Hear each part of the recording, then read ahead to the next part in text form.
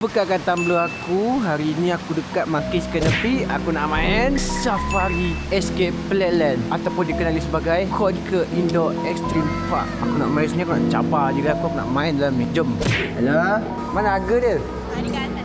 Oh ni 80. Saya seorang saja. Seorang. Tu dah termasuk sekali token dengan ni? Belum. Token berapa? Itu satu set 12 Tu berapa ringgit? 102. 92. Sorry lah, matematik saya fail sikit. Boleh ke saya main seorang je? Awak panggil saya? Oh, okey. Dekat dalam kita ada total 11 game. Tapi sekarang ada 3 game under maintenance. Game anti-meter kena kurang harga lah. Kalau macam tu. Nombor 3, Human Gyroscope. Nombor 4, iPad Launch dengan nombor 10. Alah. Okey, boleh lah. Seorang? Bantan. Seorang. So, kalau tambah satu set, close sub 90. Kita kan masuk lagi. Boleh bagi?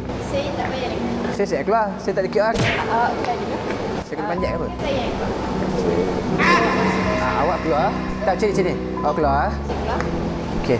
Okey. Saya nak pergi untuk korang. Okey, sekejap. First staff only. First staff only. Jadi, kita dua keluar. Kita duduk keluar. Biar dia masuk. Okey. Kita bayar. Assalamualaikum. Tak ada orang. Ada orang. Jadi awak lah kena masuk dalam. Alah, diam pala. Jadi awak bayar, saya main. Boleh? Sama dua. 90 lah, start purchase. Tak boleh tak? Awak pakai kan ke? Ya. Saya terima nikahnya. Bukan. Dan. Ah.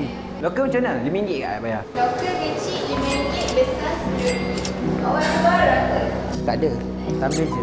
So letak sini je. Boleh dah. Confirm? Tak. Asyik guys. Pakai Google patut. Ni level 1 Ninja Wari. Oh, apa? Ninja Wari. Deja Wari? Ya. Apa nama Deja Wari? Ini nama, oh Ninja Warrior. Ninja Wari. Cakapnya betul-betul.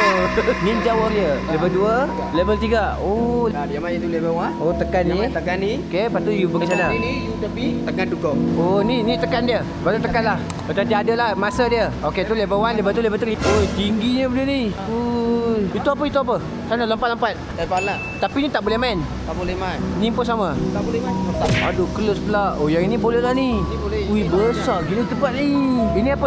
Lompat daripada atas lah turun. Kena ambil 4 meter saja. Ya. 4 meter pun sudah tinggi lah. Mau climbing. Wall climbing. Ini ada berapa level? 1, 2, 3, 4, 5, 6. 6. 6 level. Lepas tu ni apa? Climbing bila. Climbing pillar. Oh, ni saya pernah